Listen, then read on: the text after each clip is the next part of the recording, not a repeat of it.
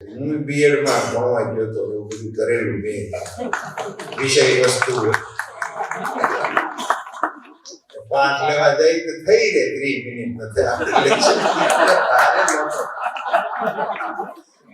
મને તો આવડે બી ભણાવતા એ બધું એટલે 2-3 જણાની અરે મથીને લખીને ગયો 30 મિનિટ થઈ રહે પછી મહારાજ સાહેબ બેઠા હોય એ હું બે હામ ભણ્યા સાહેબ કે આગળ આપો રિપીટ કરો પુનરાવર્તન કરો મને એવું કઈ આવડે તો પાછો બેગડે જ શરૂ કરું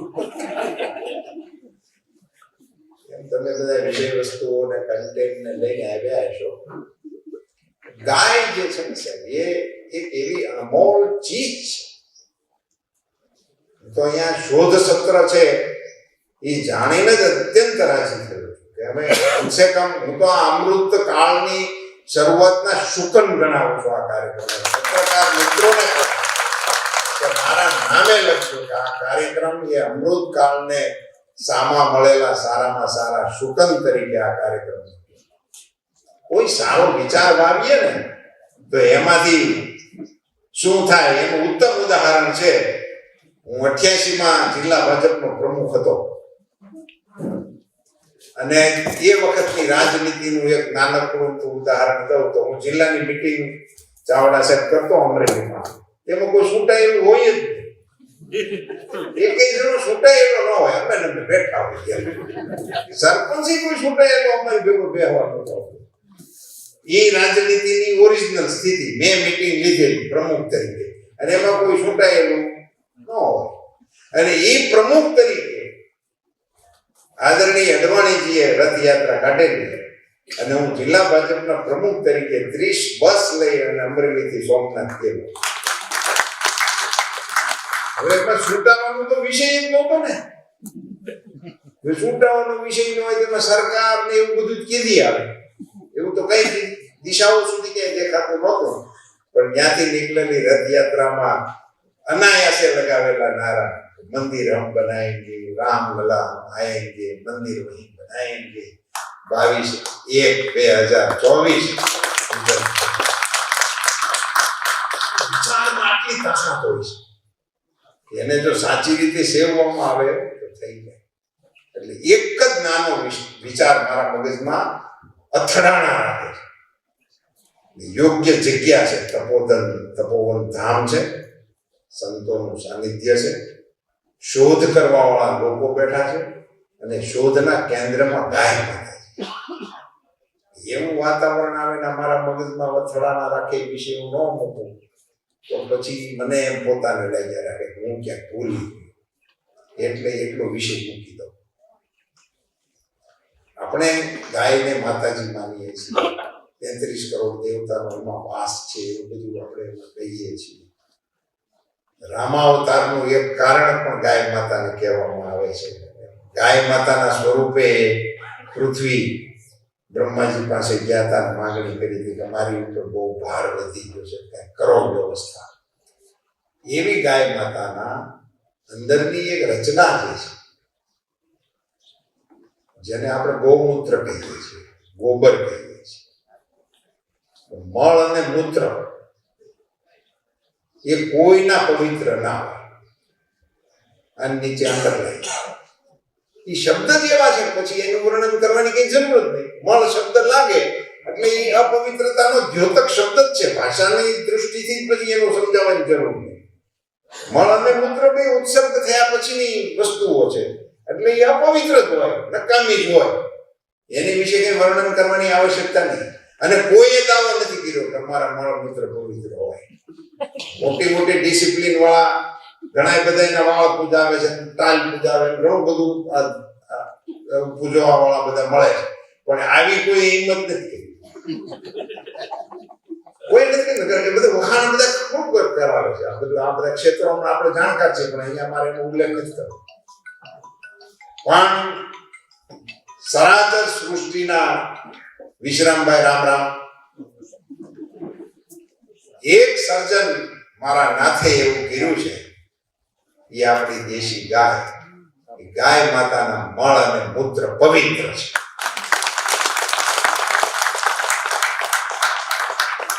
આ માન્યતા તો આપણે ત્યાં આરૂઢ થઈ છે.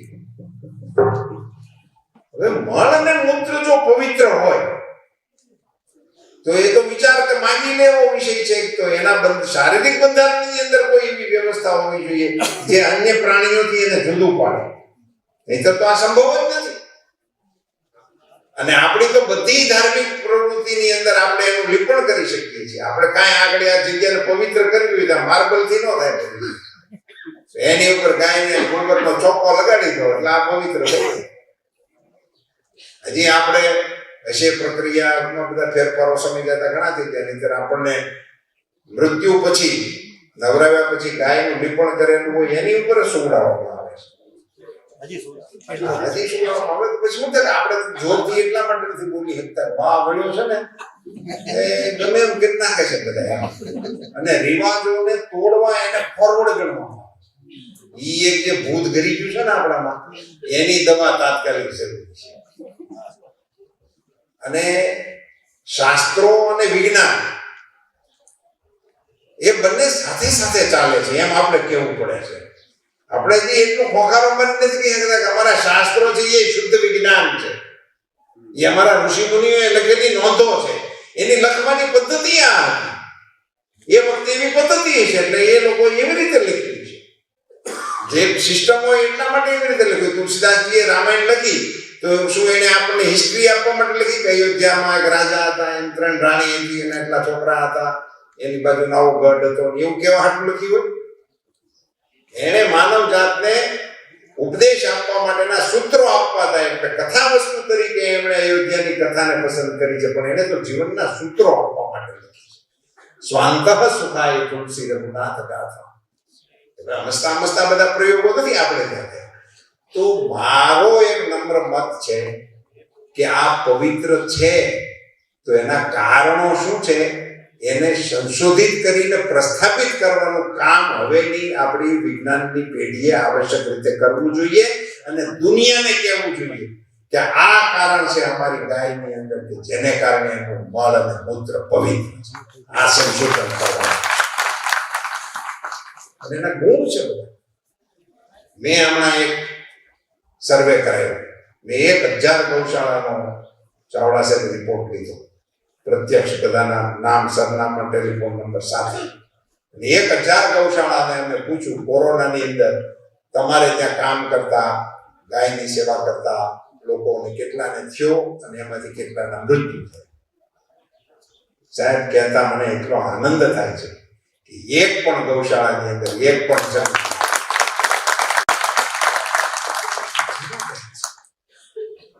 તો હવે આપણે તો દુનિયાને તો આ બધું આપણે બેઝિકલી શું થઈ ગયું છે કે આપણી જે કેટલીક ચીજો હતી ને એને આપણે બહુ દબાતા સ્વરે ભૂલી છે. અને એને કારણે આપણી રૂઢિઓ છે ને અંધશ્રદ્ધા છે, મિથ છે, એમ કહીને આપણું બધું તોડી મરોડી દીધું. અને એને કારણે બેઝિક કેટલીક આપણી જે તાકાત હતી, આપણી તો સંસ્કૃતિ જ ગોપ સંસ્કૃતિ હતી. આપણી સંસ્કૃતિ જ ગાય આધારિત ડેવલપ થયેલી સંસ્કૃતિ હતી.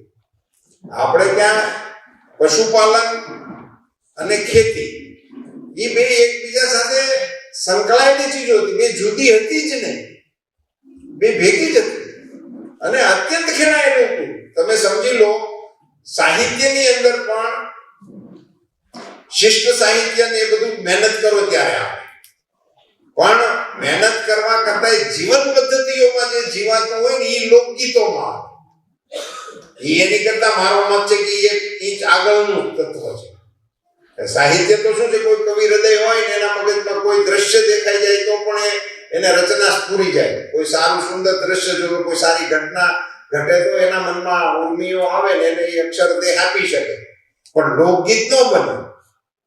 લોકગીત તો વર્ષો સુધી જે જીવનમાં ધબકતું હોય એને કોઈ ભાવમાં ઝીલે અને એ વર્ષો સુધી ઝીલાય અને પછી લોકો ઝીલે ત્યારે એ લોકગીત બને. તો આપણે ત્યાં તો લોકગીતમાં ગાય છે, ગાવલડી ગોરી ગાવલડી મારે ઘેર બીજે ગોરી ગાવલડી, અમે મૈયારા રે ગોગો ગામના મારે મહી વેચવાને જાઓ. બધા આપણા લોકગીતો ગીતો તમે જુઓ તો કોઈ કોઈ ગીત કે કોઈ આપણી ખવાર મેં જેમ કહ્યું એમ મેં તો આજે અનાયાસે સાંભળ્યું હતું. બોલો, હું તો એને યોગ ગણું છું. મારે અહીંયા આવવાનું છે, નારાયણ સ્વામી નહેરમાં આવ્યું છે, તું કચ્છમાં જાજો તો સાંભળતો જા. મને એમણે આજે જ સાંભળ્યું. હું તો આમ શું કાલ્પનિક રીતે નથી કહેતો, આજે સાંભળ્યું. હું આગ્રહ કરું છું કે ગાયવટલી આપો ગોપાલલાલ નારાયણ સ્વામીનું છે, સુંદર મજાનું પ્રભાત છે, વગડાવ્યું બધા સાંભળવાનું. એમાં આવે છે કે ગાય વાળી વાસળીએ ન્યાય એવી દીધી.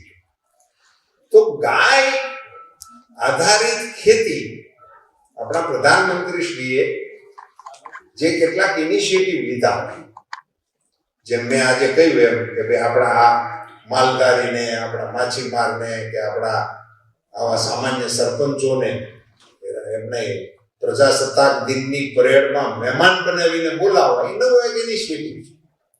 નરેન્દ્રભાઈને જ આવું પૂજે અને આવું અમલમાં મૂકવાનું કરવાની હિંમત આ બીજા કોઈની કીડ થાય નહીં. એવા એ ઘણા ઇનિશિયેટિવ લીધા 10 વર્ષમાં પ્રધાનમંત્રી શ્રી તરીકે. ચંદ્રની સફળતા સુધીની વાતો જોડી શકાય, પણ એમાંનો સૌથી અગત્યના જે નિર્ણયો એમણે લીધા છે એ પૈકીનો એક નિર્ણય આ છે કે એમણે આપણા દેશી ગૌવંશને એનું શિક્ષણ કરવું, એનું સંવર્ધન કરવું, એનું અપગ્રેડેશન કરવું, એ નિર્ણય પણ કર્યો છે. એક નિર્ણય એમણે પ્રાકૃતિક ખેતી માટેનો. સાહેબ હવે તેમના પ્રવચનોમાં ખુલ્લેઆમ બોલે છે કે હવે માતાજીને કેટલું ઝેર દેવું છે. ધરતી માતા આવે ત્રાહિમામ પોકારે છે, હવે તમે મને કેટલું પીરસશો. અત્યાર સુધી મેં ખમી ખાધું, હવે મારી ખમવાની ક્ષમતા પૂરી થવા આવી છે. અને રિપોર્ટો પણ આવવા માંડ્યા છે. આપણા સ્વામી કોઈમ્બતુર વાળા જગ્ગી સ્વામી જગતગુરુ, એમણે આખી દુનિયાનો પ્રવાસ કર્યો મોટરસાઇકલ લઈ, અને એમના પ્રવાસનું ટાઇટલ હતું સેવ ધ સોઇલ. અને તમે બધા રિપોર્ટ જાણ્યા છે, વાંચ્યા છે, એમને ખ્યાલ છે કે આખી દુનિયાનો પ્રવાસ કરીને પછી દિલ્હી આવ્યા હતા. અહીંયા જામનગર ઉતર્યા હતા અને પછી જામનગરથી દિલ્હી પધાર્યા. ત્યાં એમના પ્રવચન સાંભળવા માટે હું ગયો હતો. તો એમણે કહ્યું કે વિશ્વના તમામ દેશોએ આ વાત સ્વીકારી કે સેવ ધ સોઇલ એ હવે આપણે કરવું પડશે, પણ કોઈએ સોલ્યુશન ન આપ્યું. વિકસિત દેશોમાં થયો એમનો પ્રભાવ, પણ કોઈએ એવું ના કીધું કે આમ કરો એટલે સોઇલ બચી જશે. એવું કોઈની પણ સોલ્યુશન નથી. એ સોલ્યુશન જો ક્યાંય હોય તો એકમાત્ર આપણા દેશી ગાય માતાના પોદળામાં છે, બીજે ક્યાંય નથી. બીજી ક્યાંય નથી. અને આ પાછું આપણે ત્યાં એસ્ટાબ્લિશ હતું. આપણે ત્યાં તો આ જ સિસ્ટમ હતી. આપણે માલધારીઓને ખેડૂતો આમંત્રણ આપીને પોતાના ખેતરમાં બેહાડતા અને રોટલા ખવડાવતા, અને 2 દી ખેતરમાં રાત રોકાય, ખેતર આખું ખતરાઈ જતું. આ સિસ્ટમ હતી.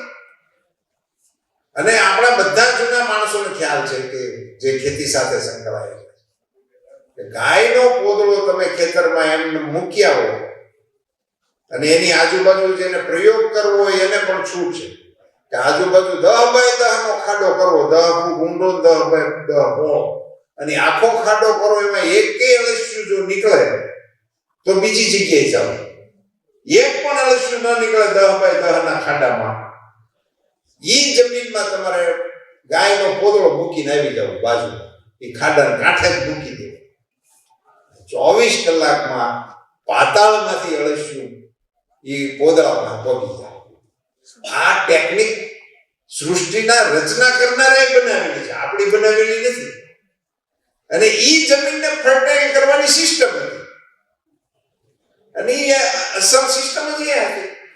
તો પ્રાકૃતિક ખેતી તરફ જવું હોય તો પણ ગાય અનિવાર્ય છે. અને એ જર્સી ગાય પોદળાથી નથી થતું. યાર જોરથી બોલવું. આને માટે આપણી દેશી ગાય જ જોઈએ, ઇન્ડિજિનસ કાવ. એની સિવાય આ બધા ગુણધર્મો નથી. પેલું મળ અને મૂત્ર પવિત્ર છે, એમાં એ નથી આવતા. ઈશાળાનું લેવા જેવું નથી. દૂધ 10 લીટર વધારે આપે પણ ઈશાળામૃતમાં ના આવે, પંચગવ્યમાં એને સ્થાન ન મળે.